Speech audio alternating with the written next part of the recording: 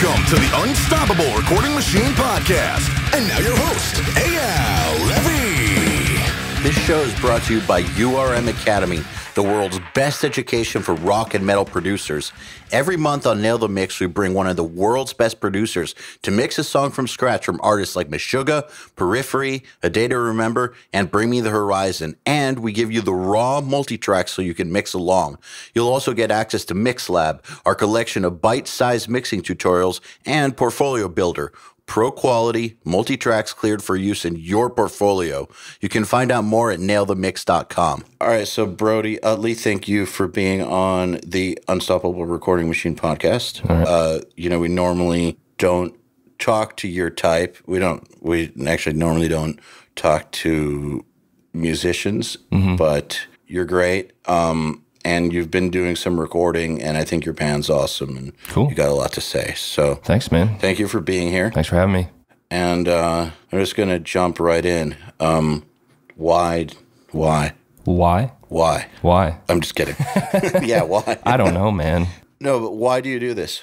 By this, I mean, like, music. What's the deal? Well, I mean, I guess I just don't know how to do anything else. I don't know. I guess that's like the sad way to say it, but I don't know. I mean, I've been playing in bands since, I was a kid, 15, 16, and the band that I'm in now, Rivers of Nihil, we started back in like 2009, and we signed a record deal back in like 2012, and since then, everything's just gotten better and better, like in every way.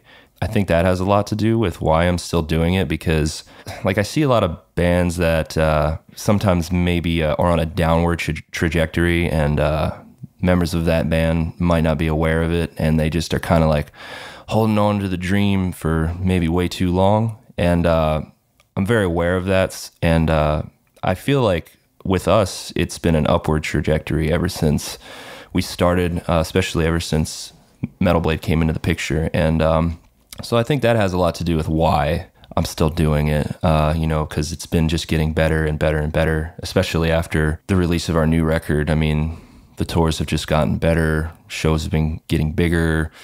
Numbers are higher. On this last record we were number 60 on the Billboard 200, which was first time for us. We never charted on the Billboard. So, I mean, it's just been... It's actually quite an achievement for this genre of music. Yeah, it was really, really surprising. This is our third record now, and on the first two, we didn't make the Billboard at all. We made I don't know what all the other charts are, but the main one that, that I look at and that people look at is the Billboard. And yeah, we hit number 60 on this record, which was a huge surprise and like really, really cool. So it's just like stuff like that along the way that kind of keeps feeding the fire. I have a question about the whole expiration point thing. It's something that I also was actually very aware of back when I was in a band. It was one of the reasons that I wanted to get out of my band and look for the next thing, was because I started to feel like the expiration date had passed or was about to pass. Yeah. And I became very aware of people in bands around me who were unaware that their expiration date had passed, and like it scared the shit out of me. Yeah. How would you know? How would you know if the expiration date had passed on your band? And by the way, I totally agree with you. Everything I know about your band has been an upwards trajectory. I first heard about you guys a long time ago from Ben at Metal Sucks, and he told me about you guys. I didn't really check it out because whatever, Yeah. You know how it is. Yep. You don't check out bands. People tell you until you've heard about it like 4 or 5 times. Yep. But I just kept on hearing about it over the period of years, and then just more and more people liking it. You hear about more and more tours. Exactly what you're saying. And it's been a slow but steady progression. So at this point, I would say that you'd be dumb to give it up. But how would you know if that expiration date had hit and it's time to get smart about the next thing? This might not be like the first and foremost thing, but I mean, I think a pretty accurate reflection of your relevance as a band comes from first week numbers. Like, for example, on this record, like this third record that we just released, we literally did over twice what we did on our previous record, which is like, I didn't see that coming at all. So I think album sales are like a pretty good indicator of your relevance, but that's not necessarily like a surefire sign of like, oh, okay, well, things are getting worse. Cause you've seen bands like have like dips in their careers and, album sales drop and then they come back, over the course of the next couple records with just like, huge numbers. So, but I think for a band that's still establishing themselves, yeah, like, so it's kind of crucial. Like if a band has already established themselves and they put out like a dud record, they have enough of a fan base and enough of an infrastructure in the business to where they'll probably get another chance. And so, they'll right the ship, or, sometimes when a band has been around for a long time and they take an adventurous step artistically, their fan base may not like it at first, and it takes a little while for them to accept, what they did. And sometimes those records that weren't initially huge become one of the favorites. But I think in the case of a band that's proving themselves,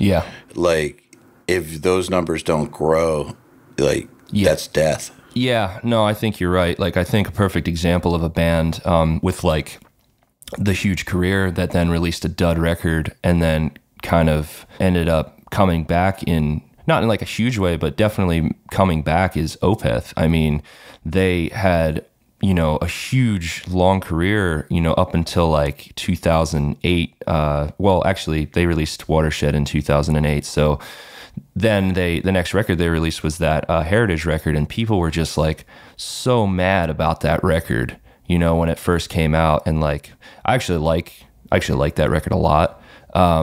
But, people were so pissed about that record when it first came out. And then like over the course of the next two records, I feel like they really got back a lot of their old fans, and people started to get what it was that they were doing. Cause that new record that they did, Sorceress, I mean, I feel like I don't know what the actual numbers were on that, but I saw like a ton of hype on that record when they started releasing singles for it. So I think Opeth's a good example of a band that can have that, or that has had that kind of like slump where people are just like, what the fuck, I'm going to write this band off completely. And then they kind of made a comeback. I think that in their case, and I think they're one of the best of all time. Oh yeah. I think that they had done so many different things, like Damnation, Deliverance back in the day. And so that it was like, even if people didn't like that one record, it's almost like, well, of course Opeth is going to put out a record like that at some point. Yeah. Like, who wouldn't expect that to happen at some point? Like, if at some point they put out an instrumental record that's completely improvised, I don't think that would be weird either. It might not be as well received, but I think that everyone who has loved them at some point is open to the possibility that they might do something like that and then come back 2 years later with one of the most amazing heavy records of all time. And so, like, because they've built up that trust, over the years. So people will give them the chance, even if they don't like the current record at the time. Yeah, no, exactly. That's a perfect example. Yeah, but as far as like a band that's establishing itself, I think one advantage that I've had in my kind of journey as a band guy is one of the other guys in my band, Adam Biggs. He's our bass player. He and I have been playing music together for 10 years or more. Like, we were in other bands together before we started this band, and he and I have always had like a super brutally honest with one another relationship. Like in every way, pretty much, like whether it's songwriting or advice or whatever. And I remember, a couple of years ago, me and him kind of had a conversation, and we said, if this shit isn't really happening by our third or fourth record, like, we're still coming home from tours, like, super hard in the negative, and you know, we're bumming it like real hard and playing, you know, first of 4 or 5 on tours. You know, if that's how it's still going to be on our 3rd or 4th record, then maybe we need to get real with each other and kind of just maybe reconsider like where this whole thing is going. And you know, that was years ago, and I think since then, you know, things have just continued to get better and better. But I think the fact that me and Biggs are like kind of the 2 dudes in the band. I mean, I write pretty much everything musically. He does all the lyrics, and then he and I handle all the business stuff. So I think the fact that like the 2 of us are like super aware of that whole expiration date on, you know, bands really, and that we're like so honest with each other, really helps, because like I feel like if you have a band full of guys that are just like delusional about what this game is, I think that's just bad news. So I think the fact that he and I are so real with each other, you know, it's kind of rubbed off on the other dudes in the band. So I think everyone in our group is like very aware of that whole thing. You know, we're not like living any fantasies here. Like I think we all understand like what this game is and what the signs are, because definitely not going to name any names, but I mean, we've definitely toured with bands that, you know, have been doing what they're doing for a very long time. And some of those bands are killing it. And other bands, you know, you find yourself kind of looking at each other and going like, whoa, I can't believe that they're still doing this. And, you know, we never want to be that band. So I think we're just, you know, we're real with each other, and we're honest with each other to the point of insult sometimes. And I think that even though that sounds terrible on the outside, I think it's a very beneficial relationship. You have to be honest. Yeah. You have to be honest about everything. Yeah. In life and in business. Yep. I mean, that doesn't mean you have to be stupid, no. But you have to look at the bottom line and the metrics that make a difference and be honest about it. I think lots of times, and this is true for bands as much as it's true for people in business, and just, you know, when people avoid going to the doctor for a long time because they don't want to get that diagnosis or whatever it is. Yeah. I think a lot of people are afraid to look at the truth of their situation. And I think that looking at the truth of your situation is one of the ways to stay alive, because it may not feel good while it's happening if you're dealing with something tough. Yeah. But if you're not open about it with your partners and you're not confronting it head on, that thing could, you know, it could sink your ship. So you absolutely have to.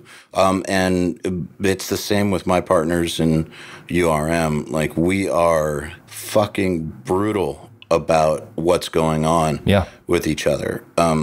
Sometimes what's going on is great.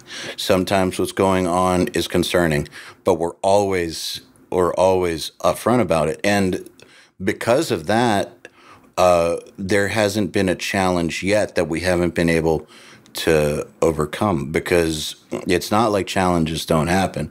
They certainly do happen. And as we get bigger, there's more. They're like scaling up in severity. But there hasn't been anything that, like, when we put our heads together, and now you throw Finn into the equation, when you put the 3 or 4 of us on a problem, and we can generally solve anything. But if we were to not even bring the problem up in the first place, like, you know, who knows what the hell would happen? Yeah. No, exactly. You have to do that. Exactly. And I mean, I think a lot of that has to do with the team that you're working with. I mean, I think our team, we have a pretty good group of guys behind us. I mean, you know, we have Ben, who, you know, obviously, and then, you know. Yeah, he's one of the smartest guys I've met, period. Yeah, he's great. And, like, you know, between him and, like, the people at Metal Blade, I mean, you know, Vince from Metal Blade, you know, he's been, like, one of the most, like, influential dudes, like, on me. Like, he's, like, a dude that, like, he's the label dude or whatever, but he, like, keeps it so real and, like, on such a, like, grounded level, I can go to that dude about anything, and I know I'm getting sound advice from him, like whether it's about the band or not. And like, you know, same thing with Ryan Bart from the Black Dahlia Murder, who used to play bass for Black Dahlia. He works at Metal Blade. I know him. Yeah, he works at Metal Blade as well. And like, he's another dude that I can go to about anything, you know, whether it's, you know, business stuff or recording stuff, because he's obviously a super sick engineer, you know, or you know, label stuff. I can go to him about anything. So, and all the people that we work with are like very fucking honest. I think a big part of the reason that working with Ben has been so cool for us is because when we first met him, the first time that he saw us at a show was in this teeny tiny shithole little venue in New York City called the Lit Lounge. I don't think it's open anymore, but that's where Ben actually saw us for the first time. We were on tour with the Binary Code, and this is back in like 2011, I think. And Jesse, who's a mutual friend I know between us, he's actually the guy that introduced us to Ben, because Ben was managing them at the time, and he was like, "Oh, our manager's coming out to the show. You know, I'll introduce you guys and all that." And you know, we played, and Ben, you know, we met Ben and everything, and he was like, "Oh, good set, guys." And you know, then we didn't hear anything from him for, I don't know, maybe 6 months or something like that. We weren't expecting to hear anything back from him. And then he hit us up, and he was, you know, he sent us an email, and he was like interested in, you know, just working with us, like real like handshake agreement type thing, you know? And I think the fact that like he saw us in that environment, you know, just a tiny band playing to like nobody, like I think that he's kind of grown with us and like seen the growth of the band from like a very small, tiny level to like where we're at now. Not, I mean, we're still a relatively small band, but I mean, I think the fact that he's been with us since the real shitty beginnings has really helped with our relationship with him. Like he's, you know, he's a friend. He's like more than a manager. I mean, he's like a friend. He's like the 6th band member, you know, I mean, he's just been with us like since day one, as far as, well, day one, meaning since around the time that we got signed.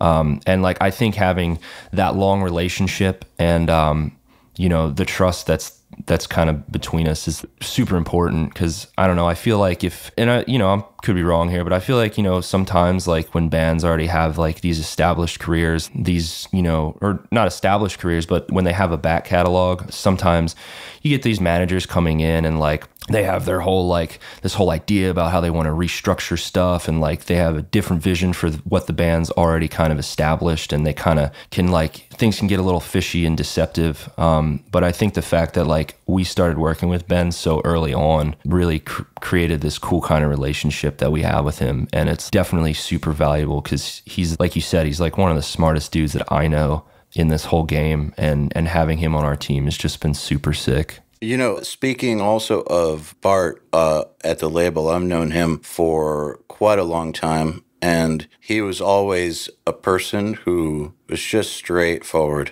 Oh, yeah.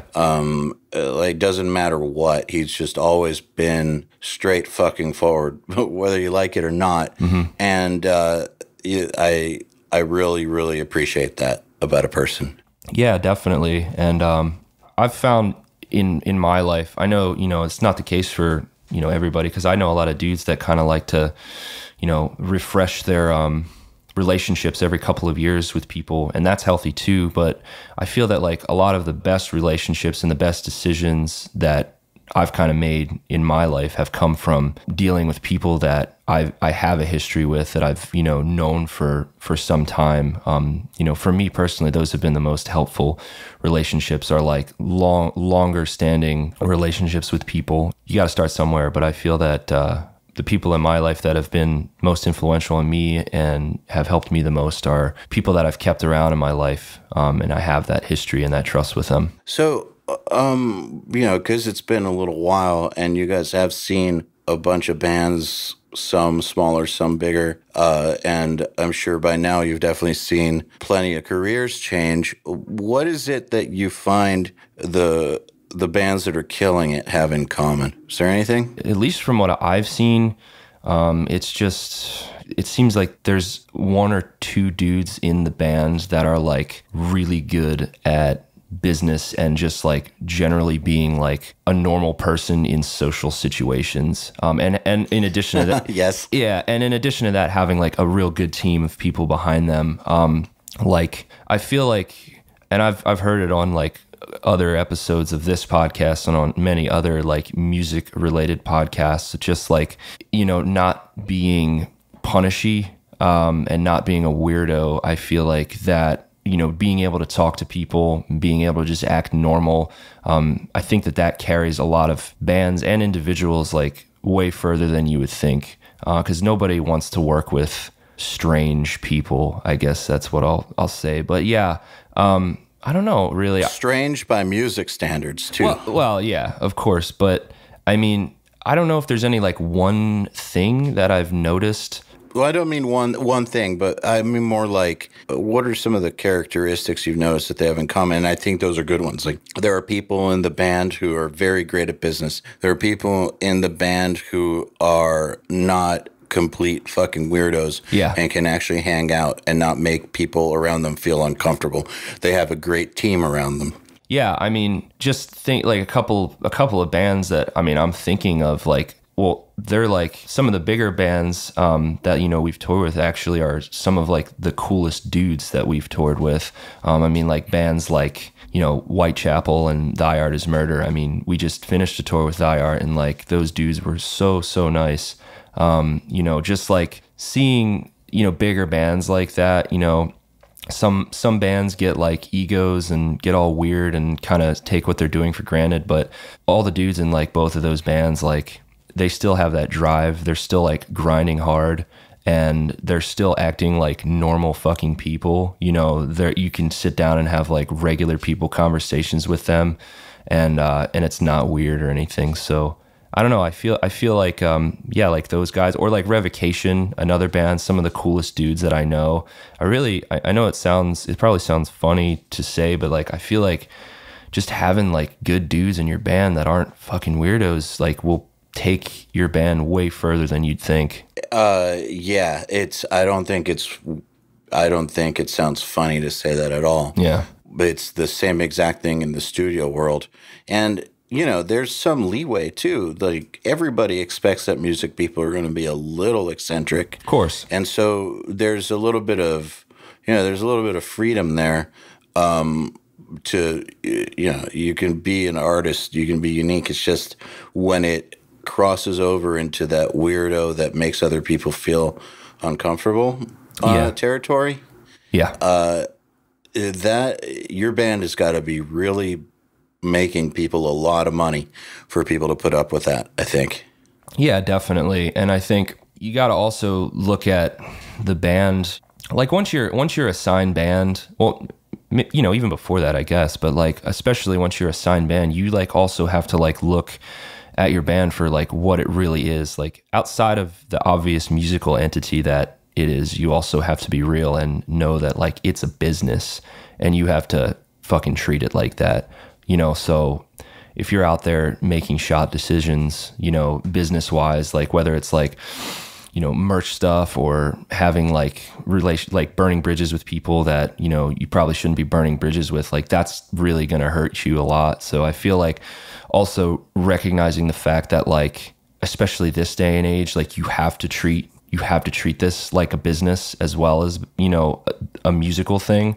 I think that's like another very important part of it, because I see a lot of bands out there that they're just out there, you know, ripping it every night, getting shit-faced, drinking, you know, just kind of just like living in the moment, like, and not really like worrying about anything else. And like, you know, every band does that, you know, of course, like from time to time, but to be only that, you know, and not to like kind of think about the longevity of this whole thing. I've seen some bands that don't think of it that way. They're just like, yeah, we're on tour, let's fucking go nuts, and that's it, you know, but like they're not really like thinking about stuff like having like a solid like merch system, or you know web stores, or you know engaging with their fans, or like coming up with like different ideas for social media campaigns or whatever, you know. Just I feel like a lot of bands are just out there to like I don't know. I feel like some bands are just out there. It's like a frat party, really, and they're not like thinking about like the other stuff that, you know,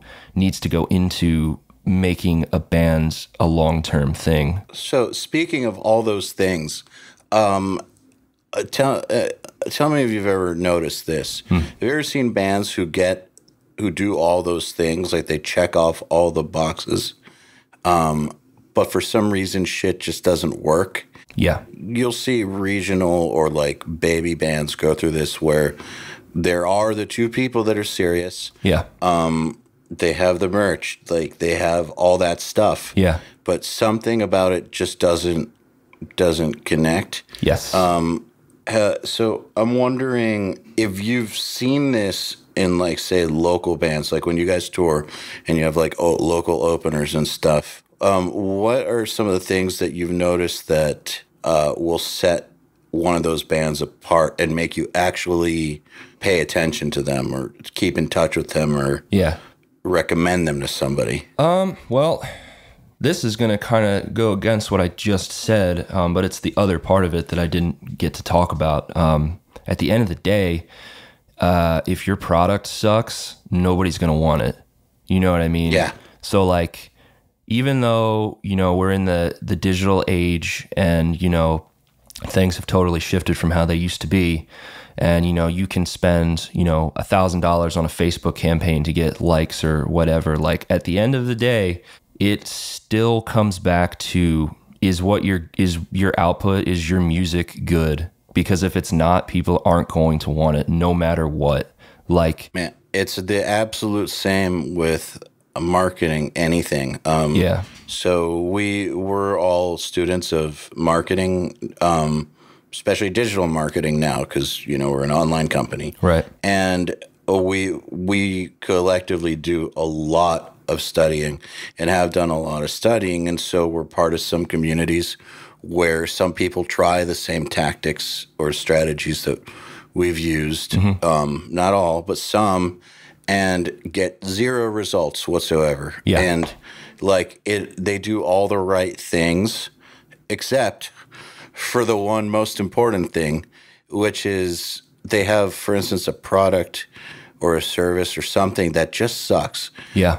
So they'll have some sort of like class or something online that they're marketing, and it's just terrible. Yeah. And it's like in a topic that nobody would pay for and nobody gives a shit. And so they sink the money into the marketing and they do all that stuff and nothing happens. And so they don't understand why. And so they think that the places that they learn that stuff from are scamming them or whatnot. But in reality, I think what it comes down to is that all these things that you do, like in a band, whether it's merch and have a team and like think about engaging your fans, all that stuff, and you know the stuff that we do with our marketing and our Facebook ads and Messenger ads and all that stuff, it will all fall flat on its face if what you're actually putting through that infrastructure isn't good. Like that stuff, for instance, I consider social media to just be an infrastructure. So I know that lots of people I've talked to will be like, I want to start my own system and like my own site, my own this, my own that. It's like, why? You don't need to worry about any of that. There's already an infrastructure out there that's set up for you to communicate with people, and it works great. It fucking works great. Yeah. What you need to do is have something to put through it that other people will actually care about. Yeah. What you had said about like the local band thing, I mean, a pretty perfect example with like the whole local band thing as it parallels to like business ideas or, you know, band ideas or whatever is like, you know, we play with a ton of bands, you know, local bands that'll open up, you know, tour packages or whatever that they'll have, you know, the most insane like amp rig. They'll have like dual Kempers for each guitar player with like in-ear monitors and wireless everything and like a huge backdrop and stage scrims and like this insane setup. They have like tons of merch with like crazy lights and they have their own light guy and their own manager or whatever. And like, that's all good. But then when they play and it's like horrifically shot, like it doesn't matter that they had all that other shit. Like you're going to instantly forget about that band, or you're not going to forget about that band. You're going to like laugh about it in the van later that night. You actually make an example out of it. Yeah, exactly. So like, I feel like early on as a band, I think having, well, not early on, in general as a band, having good products, good music, you know, is super important. And early on, especially, I think being cool and just like knowing how to talk to people is like invaluable, especially as a local band, because like all of like the sickest local bands, a lot of whom have gone on to like get signed and like do stuff that we've, you know, played with over the years.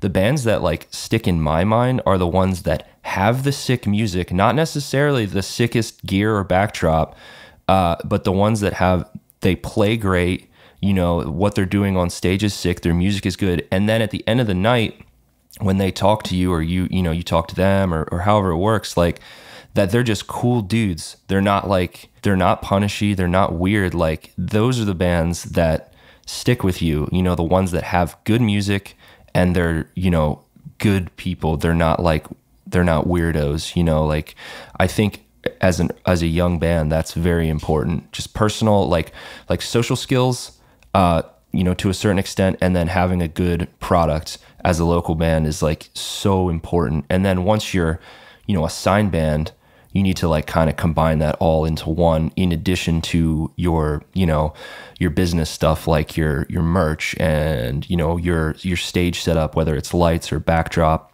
or whatever, and then combine that with having good music and being, you know, socially capable in some form or another. I feel like those three things are so important, you know, especially like once you get signed and you're on like the touring circuit. Yeah, but I think that lots of bands they want to be on that level, and so they'll emulate, like you said, they'll have the sickest scrims, and they'll have the manager and all that stuff. Because they think that that's what real bands have. Yeah. And it is what real bands have. Mm-hmm. But they have those things when they're ready for those things. Yeah. There's no point in having a manager, for instance, if you're just playing local shows and exactly, and you're still at that level. There's no point. Like, why?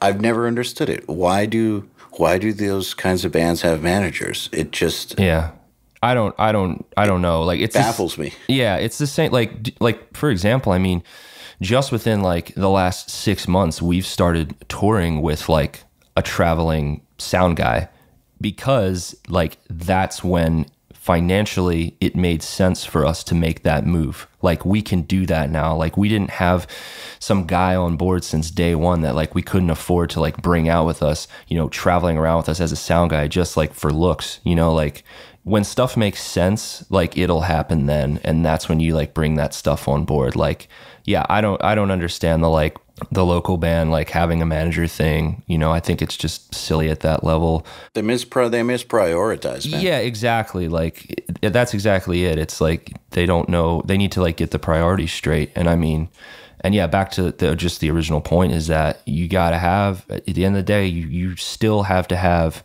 a good product that people want, whether it's music or, you know, whatever, anything in business. You have to have something that people want, because like, I don't know, you could have the flashiest, you know, you could have the coolest car in the entire world, you know, with like the sickest paint job and like the nicest interior and all specced out and this and that. But if there's like no engine in it, it's not going to fucking matter. You know what I mean?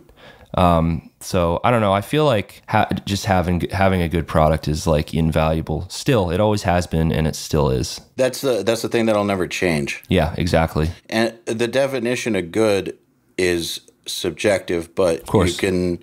You can look at it like, will people pay for it, and will people consume it?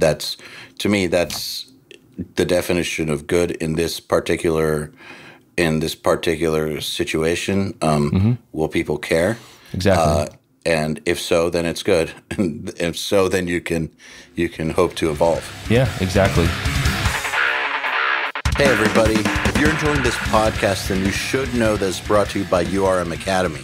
URM Academy's mission is to create the next generation of audio professionals by giving them the inspiration and information to hone their craft and build a career doing what they love. You've probably heard me talk about Nail the Mix before, and if you're a member, you already know how amazing it is. At the beginning of the month, Nail the Mix members get the raw multi-tracks to a new song by artists like Bring Me the Horizon, Gojira, Asking Alexandria, Machine Head, and Papa Roach, among many, many others. Then, at the end of the month, the producer who mixed it comes on and does a live streaming walkthrough of exactly how they mixed the song on the album and takes your questions live on air. You'll also get access to MixLab, our collection of dozens of bite-sized mixing tutorials that cover all the basics, as well as Portfolio Builder, which is a library of pro-quality multi-tracks cleared for your use in your portfolio, so your career will never again be held back by the quality of your source material. And for those who really want to step up their game, we have another membership tier called URM Enhanced, which includes everything I already told you about and access to our massive library of fast tracks, which are deep, super detailed courses on intermediate and advanced topics like gain staging, mastering, low end, and so forth. It's over 40 hours of content, and man, let me tell you, this stuff is just insanely detailed. Enhanced members also get access to one-on-one office hour sessions with us and Mix Rescue, which is where we open up one of your mixes on a live video stream, fix it up, and talk you through exactly what we're doing at every step. So if any of that sounds interesting to you, if you're ready to level up your mixing skills and your audio career, head over to urmacademy.com to find out more. It's interesting. So there's, I know you know who Archspire is. I just heard about them recently for the first time and started checking them out. Was blown away. I don't listen to that much death metal anymore, but was blown away and thought it was great. And then it turns out that lots of people like them in the underground, and they're picking up a lot of steam, and they're a badass band, and the business people that work with them love them and all that stuff. Yeah. But I wouldn't have even found out that, like, I wouldn't have taken it to the point of being like, okay, is this a real band? Like, it's got to be, like, this is too good. Yeah. And, I wouldn't have even taken the step to figure out what they were even all about as an entity if I hadn't listened to their music and been like, all right, this is sick. Yeah.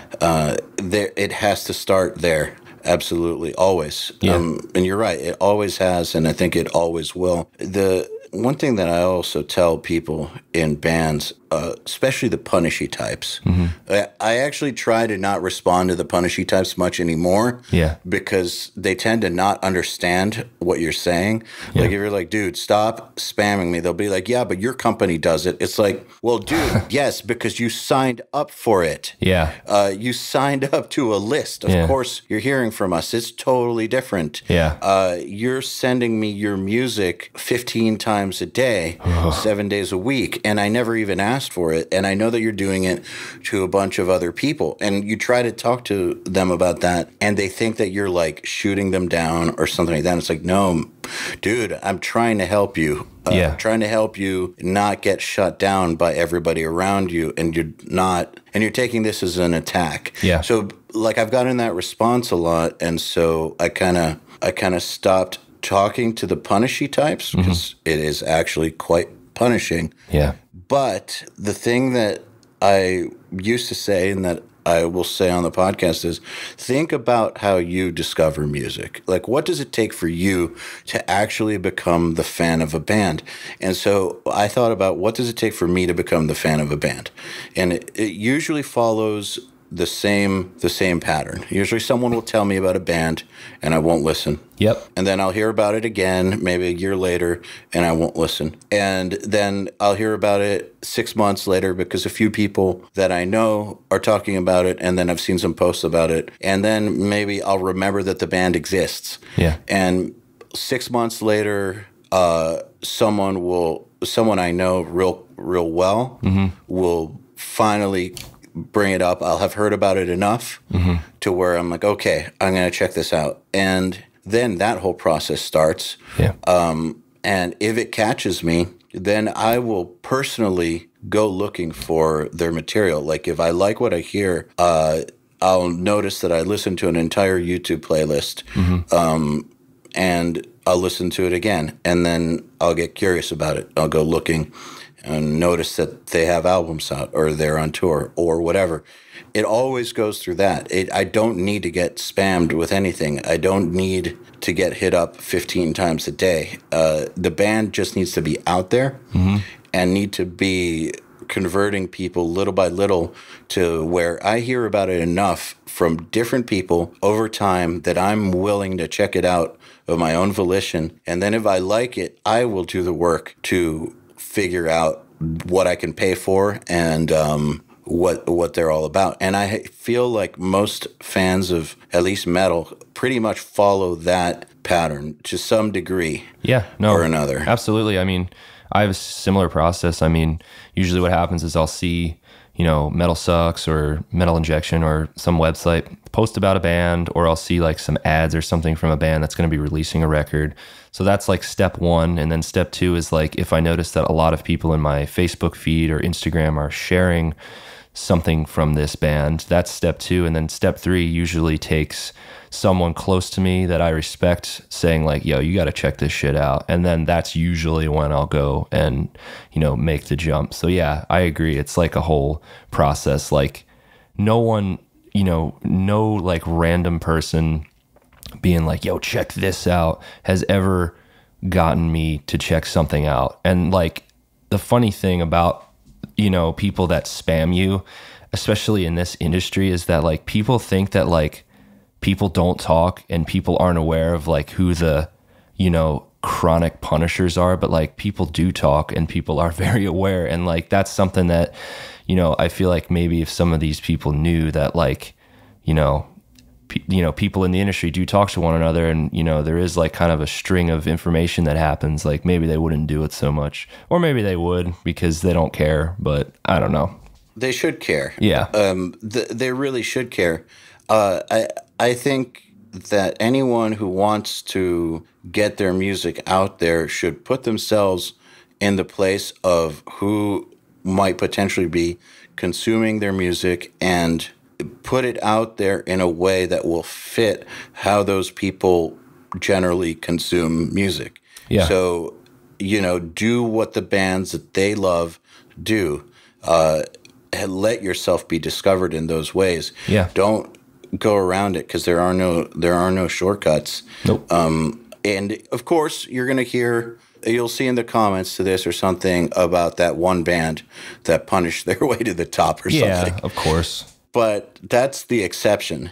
Yeah, absolutely. And like, I think that another like really good, thing that's kind of surfaced in like the last couple of years with like the whole streaming service thing is the playlist thing. I feel like for bands, a really like good thing that can happen to bands is like if you get added to some bigger playlist on Spotify or Google Play or whatever, like playlists that have 150,000 or 200,000, monthly listeners or whatever. I feel like that's a really great way for bands to get heard. And I don't actually know how that approval process goes or the selection process goes for getting added to like these bigger playlists. We've had our songs added to, a lot of medium to bigger size playlists on Spotify. And we've had people get into our band just through that medium, and like they'll tell us about it too. They'll be like, I had no idea who your band was, but I was on this Spotify playlist or whatever, and it popped up and I was immediately hooked. So I feel like that's how I actually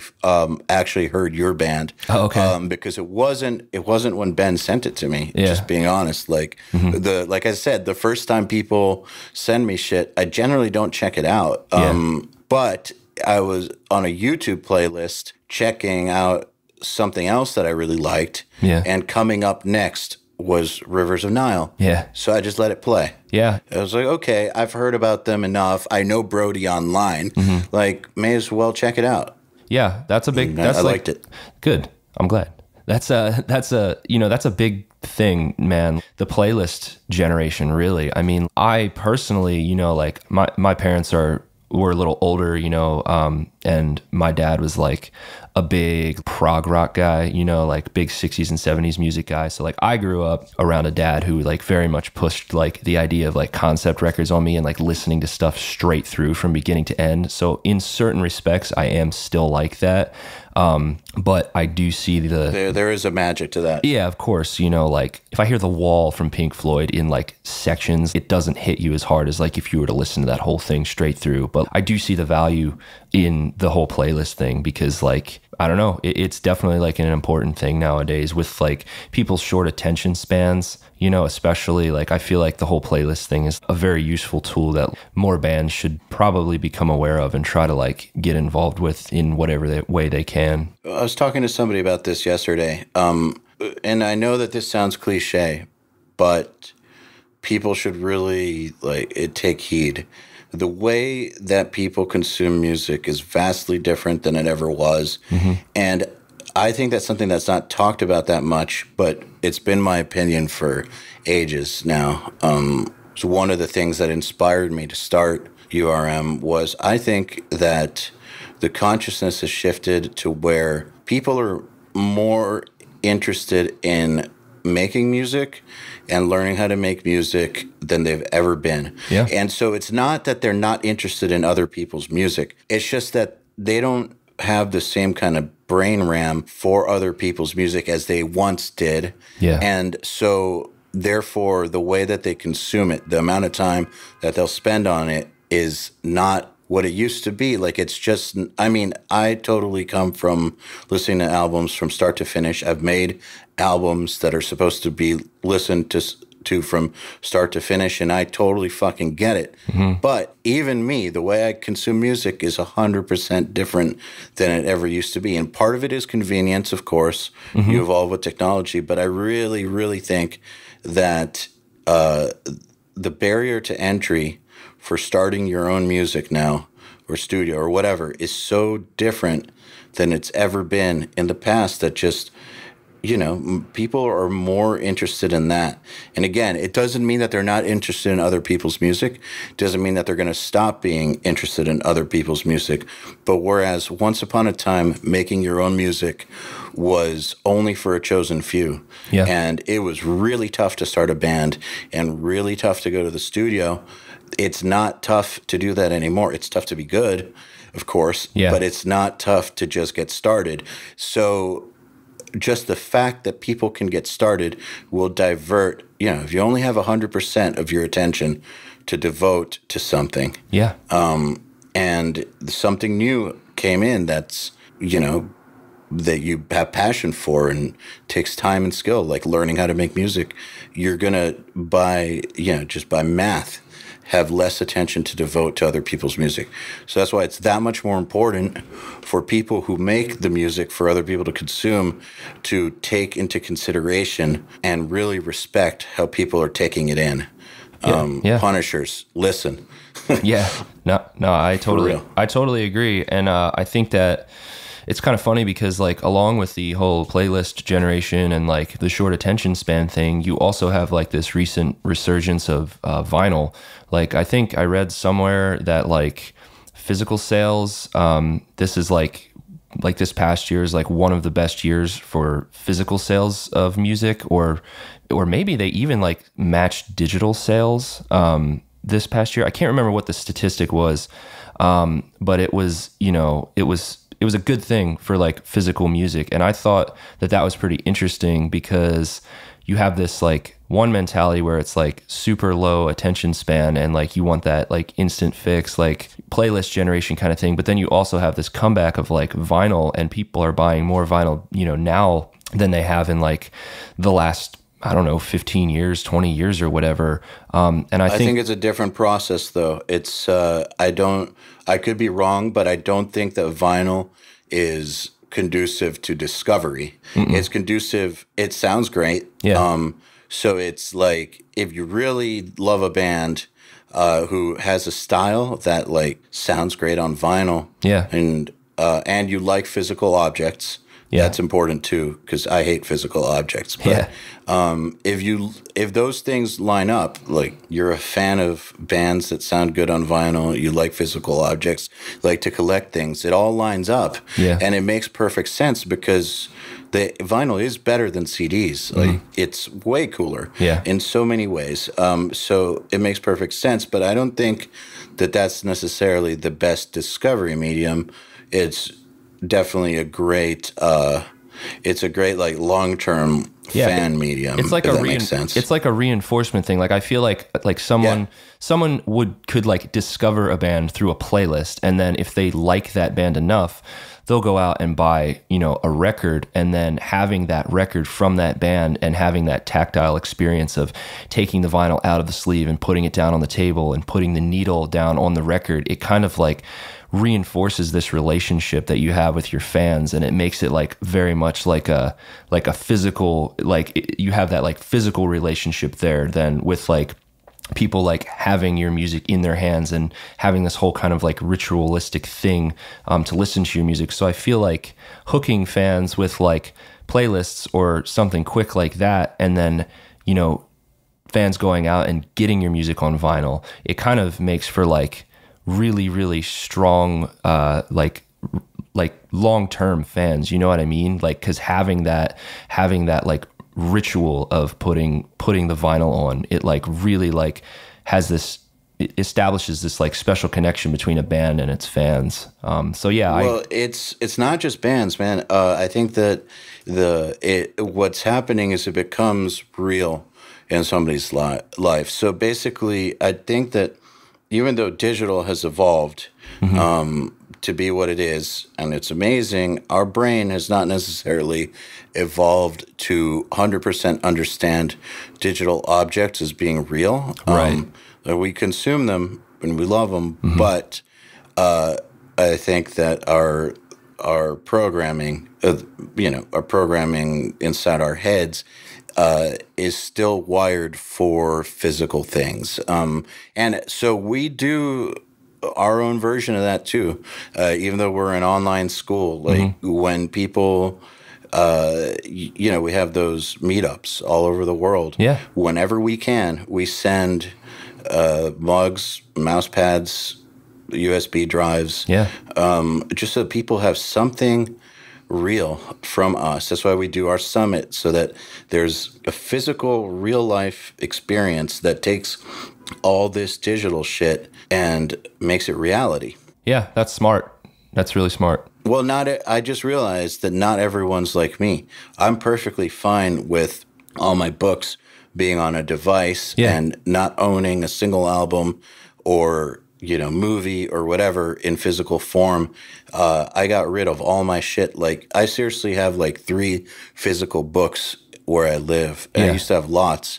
I used to have tons of CDs and vinyls and all that stuff. And like, dude, I have none of that shit anymore. And I couldn't be happier with that. But I realized that not everyone's like that. In fact, most people are not. Most people still want physical things. Yeah, well, I think that maybe the fact that like, I'm 27 and like I kind of like I finished high school like before like the whole smartphone era sort of took over. So like I kind of existed in an era, and you definitely existed in an era when you were like a teenager, where like you had to have all that stuff in a physical form in order to have it at all.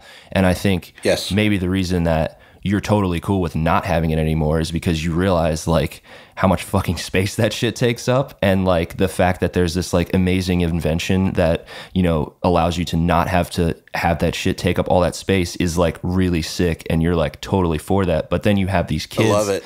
Yeah, but then you have these kids that they've only existed in a world where everything has been digital formats, and for them to have a physical thing is like a new experience, and it makes the whole digital thing, the digital realm, more, having that tactile thing to like hold in your hand, like it makes it more real for them. So I feel like the fact that like I said, that kids there are people out there that have only existed in like the age of the smartphone and the internet versus people that came from before that, when like we realized that having a whole bunch of shit that takes up space kind of sucks, you know? So, but yeah, I agree with you. And I think it's like having like that little physical reminder, you know, that like this is real, like sending out, like you said, like mouse pads and USB sticks and stuff like that, or like for a band like vinyl records, you know, like I feel like that does take things from the digital domain and say like, hey, this is actually real, you know, which like people on the internet who talk all kinds of shit on, you know, the internet, when it comes to like real life confrontations, like they're probably going to be the guys that are just standing there with their mouth shut because they're like, oh wait, this is real. You know what I mean? They're actually usually really nice. Yeah, exactly. Yeah, it's hilarious. But anyway. No, that's actually a great point, though. The digital medium, because it doesn't feel like real life a lot. Yeah, I think that's why you do see the just total cesspool of negativity online, because it's not. I know that for a long time there was this idea out there that everybody who talked shit and said the worst things online was a 14-year-old pimple-faced virgin or a 28-year-old pimple-faced virgin that lived in his mom's basement and had no friends. And I just don't think that's true. No. I think it's everybody. Yeah, it's everybody. Well, not everybody, but it's kind of like online dating. There was a time period when it was for weirdos only. Now everybody has Tinder. It's just everybody's on the internet. Yeah. So everybody does it. Same with the whole talking shit thing. It's everybody you know. It's people in the industry going by aliases. It's heads of label. It's fucking managers. It's dudes in other bands. And it's also a bunch of people who you are not in the industry just talking shit, who don't know anything. And so then you meet one of these people in real life. They realize you're a real person, and you actually engage them on whatever point they had, but like in a respectful way, and an intelligent way. And that usually makes them do a 180. It's funny how it works. Yeah, I kind of have, it's not really related to the online thing, but like with like for text messaging or messaging in general, when I'm like texting somebody and like say they like don't get back to me for like a really long time or like at all, I start like building all of these like really nasty things in my brain about like, you know, about that person or like what they think of me or this or that. But then when I see them in person, like I see them in real life, I'm like, oh, well, they're just another person. And like, they have their own life and their own set of problems. And like, I'm a total fucking idiot for getting upset about any of this, you know? And so I feel like, yeah, sometimes like when you have that like physical connection and like the real life, hello, this is the real world, it kind of puts to rest like any of the digital like bullshit that you might have fabricated in your brain, or at least for me. I don't know. I think that that's totally normal. Yeah. The way that I started to get over that, because I think everybody feels that. Again, it's just the way that things have changed, and our brains haven't evolved to accept them, or they just haven't evolved to on the same pace. I started to think about, when do I not respond to texts? And sometimes it is because I'm ignoring somebody or don't want to talk to them, but that's not most of the time, actually. Right. That's actually the minority of the time. Usually it's because I'm doing something. Yeah. Or just it got buried. Exactly. Or I responded in my head and just didn't respond in real life, but like in my head it registered. Like I read a text and I was like, that's a great idea, and just like for whatever reason just kept on doing what I was doing, and in my head the box was checked off. So I just never responded. It's just like a dumb thing on my part. But it could be any one of those things or more things. It's not usually something like, God, this person. Fuck. No, totally. Like I get all, I mean, being that I'm, you know, I'm in a touring band. A lot of my friends are in touring bands, and like I do this thing where like I'll message like one of my friends when they're on tour and I won't hear back from them, and I'll get all angry. I'll be like, what the fuck? They're just on tour. They're just screwing around and sitting in a van. But then when I go on tour, my like message list and my email list is just like a mile long, because like when you're out there like on tour, you actually, I know it's nice to think that you're just sitting in a van all day, but you're like, there's always stuff going on, and it's like, it's not that easy to just like respond to everyone as soon as they answer you. So it's funny. It's just like a stupid double standard thing, I guess, that I've kind of developed, but I'm learning to not be that way as much, because I know it's foolish and like totally juvenile. Well, it's not, I don't think it's juvenile. I think it's totally natural. It's just disconnected from reality. Yeah. It's kind of like the same way that when people don't pay attention to how the process works for discovering new music, and they think that they can somehow shortcut it by spamming you. And if they would just think about how it really works, they'd probably be much smarter about it. But I think it's not that these people are juvenile or whatever. It's they really just want it to work, and they think it will, and in their head it makes sense. And I know that these stories that we tell ourselves when texts don't come back, like, they make sense. Like, I've done it too.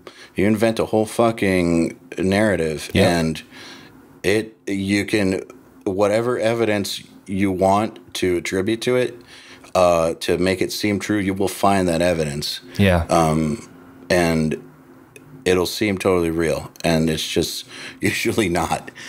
Yeah, no, absolutely. Yeah, I mean, I think should have a thing where like every 6 months you just meet up with everybody in your phone book that you actually like, and you just give them a high five to like, you know, reestablish it. Like, hey, we're all real people here. You know, there's no need to come up with weird narratives in your head about why you're ignoring my texts. If only it were actually possible to meet up with everybody. Yeah, exactly. Probably a nightmare, actually, like some like really like messed up Larry David type scenario, just horrible social anxiety, and, you know, nothing would get done if everyone in your phone book met up at once. Well, I feel like it would take a year just to go through meeting up with everybody once a year. Yeah, no, yeah. Maybe it's a bad idea, but yeah. Well, that's actually what's good about things like the NAMM show. Oh, yeah. And I don't always go because it's really kind of extreme, like the amount of talking that you got to do. But it really is great for that purpose alone. Yeah, I've actually never been to NAMM, but everyone that I know that has gone is just, it's like it's just a social convention more than anything. I mean, it's a social convention with guitars, you know? I mean, that's and other stuff, obviously, but yeah, I mean... And cymbals, really loud cymbals. Oh, yeah. Jesus. Yeah, that whole thing. So, yeah, but, yeah, I don't know. I feel like having that little reminder that, you know, everyone has their own set of problems and their own lives, you know, it's like an important thing to remember so that you don't go off the deep end with, like, what kind of crazy shit you think people are doing to avoid you, you know? It's definitely very easy to do. I want to switch topics and talk about studio stuff a little bit. Yeah, let's do it. So I know that you have been learning how to record, and I know that you've worked with great people like Eric Rutan and now Carson and Grant. And I'm just wondering, from your perspective as an accomplished musician who is learning how to record, and I'm asking this because I think that the self-recording musician is the new musician. I think that that's the way that things are going to go. Yeah. And there will always be like the standalone producers who will record them, obviously. Yeah. But I do think that the self-recording musician is the way of the future. Yeah. That doesn't mean that self-recording musicians are going to do their full productions. It just means that they know how to record to some degree. So as someone who has been recording for a little while now, you've worked with a few different producers, you've made records at this point, you've been through the process. What do you think guys who are going into production should take into consideration when trying to win the business of somebody like you, who is, I don't want to say a template, but like you're like a good example of what the future holds, is dudes who do multiple things. Yeah. And have like skills at recording themselves too. So they don't necessarily have to go to the studio. Or maybe they could only go to the studio for certain things. Mm-hmm. That's what's coming up. So what does it take for someone to win you over? Well, I mean, honestly, like the most important thing as far as like winning me over, I guess, would be for. Well, I don't know what the right phrase is. Like, no, I know. I totally know. Booking you. Yeah. I know what you mean. I think, first of all, I think flexibility for what an artist wants to do is very important, and also having your own style. Like, you're going to give that artist something unique. Like, I mean, anyone can record. Well, not anyone. A lot of people can record, an album and, replace all the drums with samples and make, the guitar tones sound, run them through an Axe Effects and like have everything sound perfect and all this and that. But like for me personally, like the producers that stand out are the guys that are doing something unique.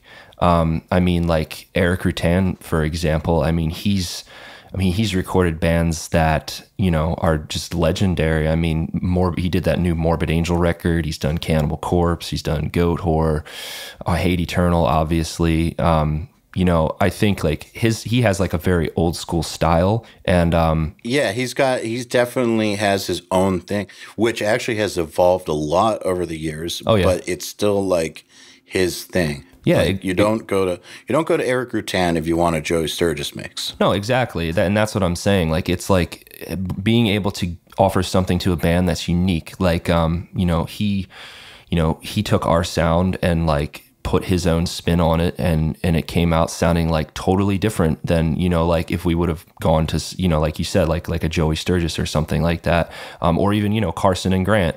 So I mean, Rutan has his like own style, like a very like kind of unchained, kind of like raw, old school pissed sort of sound.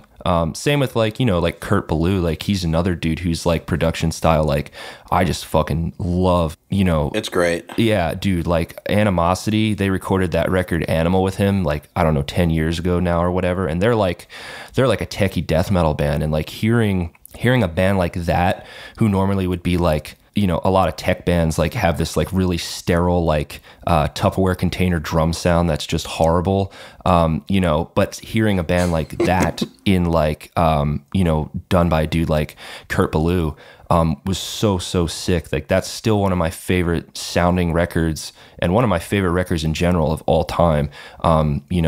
Because of the songs and the riffs, obviously, but like also because of like his unique kind of style that he added to it. So I think having a style or offering something different or unique to a band is very important. And then on top of that, also being, and this is sort of going to depend on the producer, and probably, budget stuff and whatever. But I feel like being able to work with a band on their budget and like being able to work with a band on like their specific workflow is also, very important. Like Carson and Grant, when I approached them, I was like, all right, well, listen, we're going to be recording all of the guitar and the bass, and all that, guitar and bass on our own. I'm going to be engineering all that on my own. So I'm just going to be bringing DIs to you. And then we're going to, and then we would want to do like drums, vocals, and mixing with you guys. And, from the start, Carson was just like, yeah, sure, of course, dude, whatever. Like, we can absolutely do that. Whereas like I had gone to some other dudes, that will remain nameless, that were not down with that at all. They were just like, no, I want to record. I have my own system. I want to record, guitar, bass. I want to do everything. And, just based on that fact alone, that like they weren't willing to, work with us on how we operate. That was like you know, a game changer for me. Like that's why, you know, working with Carson just made so much sense. On top of the fact that we already had a relationship with him. I mean, we recorded our very first EP with Carson back in 2010.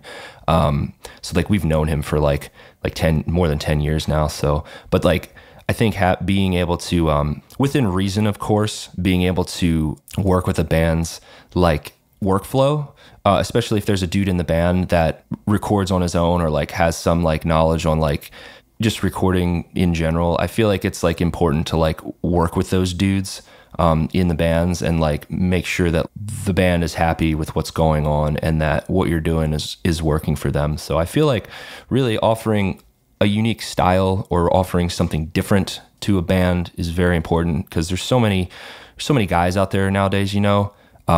You know, you have to have something that's going to like set you apart from the rest of the game. And that coupled with being flexible and working with a band, with how their workflow, you know, operates within reason, like I said, because if you let a band run the session, that's obviously stupid.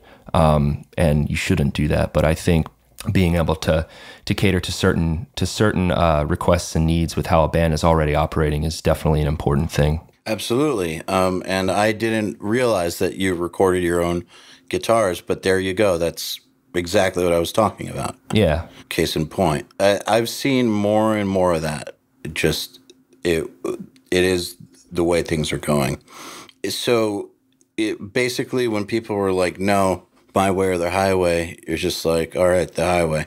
Yeah. I mean, essentially like that also goes along with like the fact, and I mean, this doesn't just apply to my band, but like this applies to like most bands. I mean, budgets have gotten way smaller, you know, in the last 5-10 years, I mean, for bands, and like more bands are doing this kind of setup, where they're like, you know, doing a lot on their own and then coming into the studio. So, I mean, keeping a budget in mind, you know, because like the fact that we recorded, you know, guitar and bass on our own, I mean, that like cut like thousands of dollars off of the top of like what we would have paid in the studio if we would have recorded everything in the studio instead of doing it ahead of time. So, you know, we were considering budget as well.